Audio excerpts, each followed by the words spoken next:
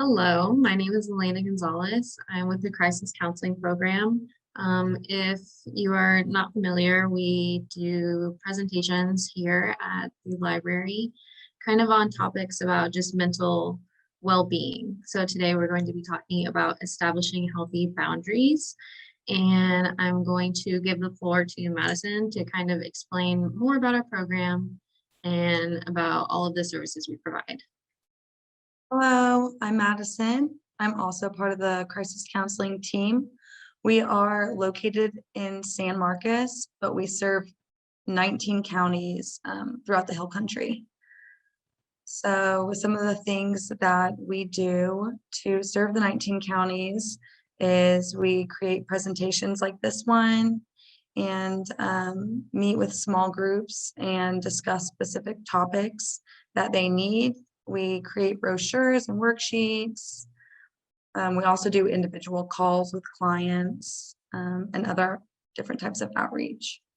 A boundary would be kind of a limit or kind of a space that you would put between you and another person to determine like what you're comfortable with or what you think is healthy for yourself, to protect and kind of take good care of yourself, right? So we're going to go on and we're going to talk about all the different types of boundaries that you can set within yourself. So the first two that I'm going to discuss is emotional and mental. I'm going to start off just by giving examples. So the first example for emotional would be not sacrificing your needs for somebody else's. Or another example would be accepting responsibility for your own feelings. For mental, I'm going to do the two examples of understanding your thoughts, beliefs, and values as your own, and engaging in mutual respectful conversations with yourself and others. And then here are just some more types of boundaries. So we have physical boundaries. These are the ones that kind of protect your space, protect your body. This is where maybe if you have a need for privacy, this would be listed under physical boundaries. I know for me, a big physical boundary that I have is I don't let just anybody come into my home, right? Excuse me. I need to be very comfortable with somebody before bringing them into kind of my safe space, right? My home is everything, and I only let certain types of like energies into my house. So that would be a physical boundary that I have. Another good example would be, let's say if you have dietary restrictions, like Madison, she's vegan. So let's say if her friends want to go out to a restaurant and they don't have any vegan options, that would be a boundary of hers that her friends need to respect. And then we have time boundaries. So protecting your time and energy. So let's say you have to wake up really early in the morning to go to work or school or whatever. A boundary that you can set in place is I'm going to go to sleep early. And if your friends hit you up late at night and say, let's go out or let's hang out, they should respect that boundary that you have set. Like, I don't want to go out tonight. But again, the 4 types of boundaries that we listed, those are just the ones we're going over today. There are a lot others, types of boundaries there are. Okay, we're going to move on. How can you tell if a boundary is healthy? Does anyone know? This is a discussion, open floor, no right or wrong answer. How can you tell if a boundary is healthy? I think perhaps like in the past, I've noticed like if I've been hurt in a certain way, I like put up like way too high boundaries perhaps. And so maybe it, just realizing that this situation is not like ones in the past, perhaps could be one that is an unhealthy way, like your boundary is too high. When they respect your time and emotions. Very good. Yes. Yes, that's healthy. Talk a little bit about the difference between healthy and unhealthy boundaries. So a healthy boundary would be sharing personal information gradually as opposed to sharing too much too soon or sharing not at all. So something unhealthy that you might be doing is if you meet a stranger and you're kind of overloading them with all of this personal information. That's probably not the healthiest thing to do. But on the flip side, if you've known somebody for a very long time and it's like they don't know a single thing about you, that would also kind of lean towards the unhealthy side. It's important to remember that healthy boundaries, there should be this mutual equal relationship and kind of this mutual respect between you and the other party. You should feel comfortable to be able to say yes or no without feeling that you can't say no. This kind of leads into separating your needs from others. You are the most important person to think of when you are setting up these boundaries. You shouldn't be thinking about how somebody else will react to something that you feel will make you feel more comfortable or more safe.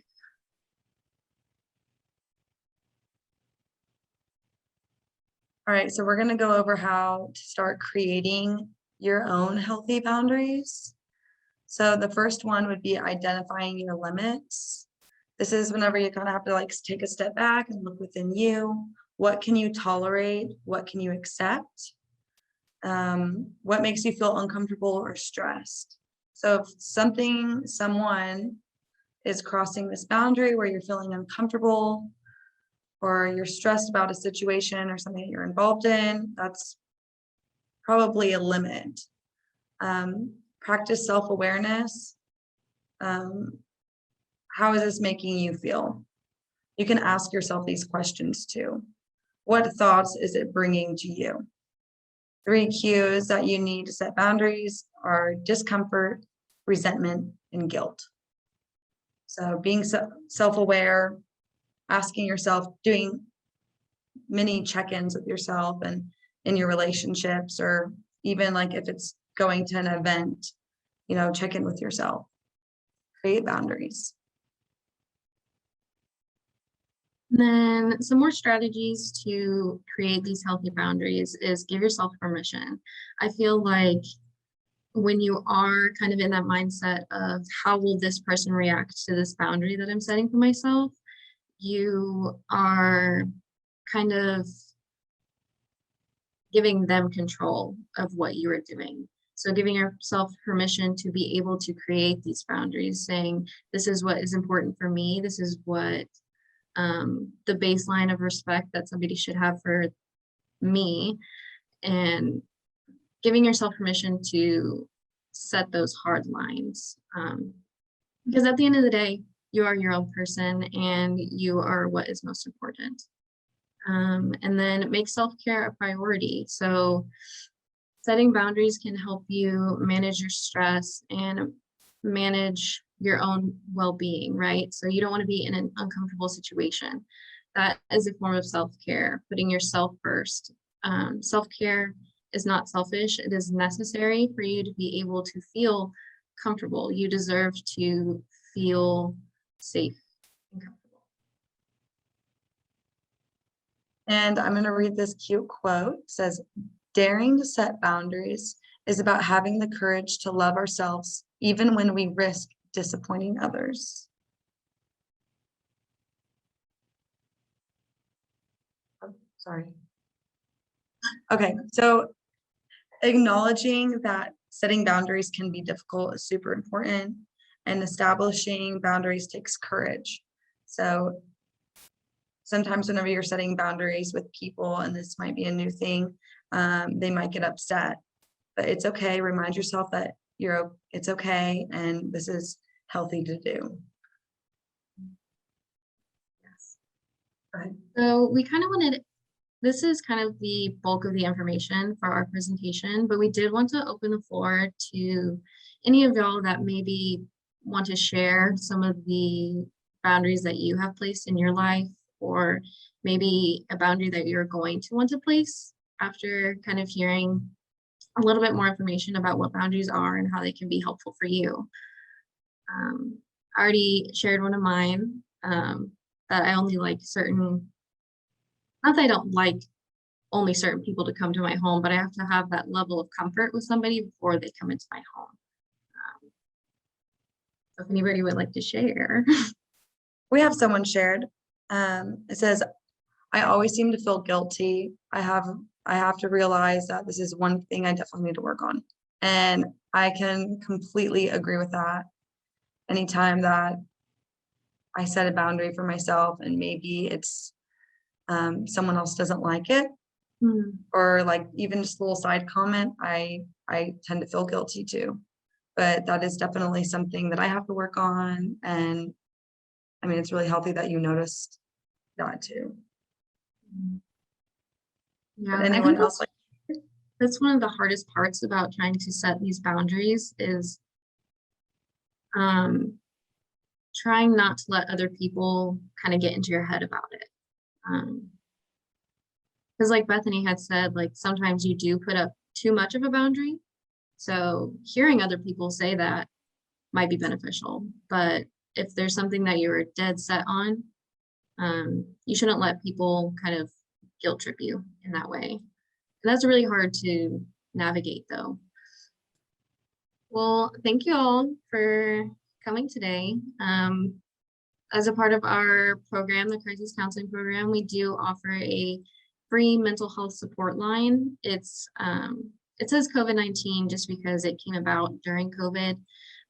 But if you're struggling, COVID related or not, or if you know somebody who may be struggling, or if somebody just needs somebody to listen to them, they can call this number. It's 24/7, it's completely free. Just if you feel the need to. If you are interested in any of our services that we provide that Madison listed at the beginning of this presentation, you can contact our team lead, Lauren Mitchell, either by email or by phone listed right there. so this is our social media pages. So I follow all of them. And I have to say personally, even though I'm part of the team, I love scrolling through my social media, and we post different like cute quotes, or if it's an awareness date, we'll have an awareness post. There's also like self-compassion or boundary setting. There's like little tips and tricks in our posts. So if you guys want to follow us, I would say do it. It's on Facebook, Instagram, and the bottom one is Twitter. That is all we have for you. We have these surveys available. Madison is also going to link them in the chat. But if you do want to use these QR codes, just put your phone camera up to it and it should open right up. Feedback is very important for us.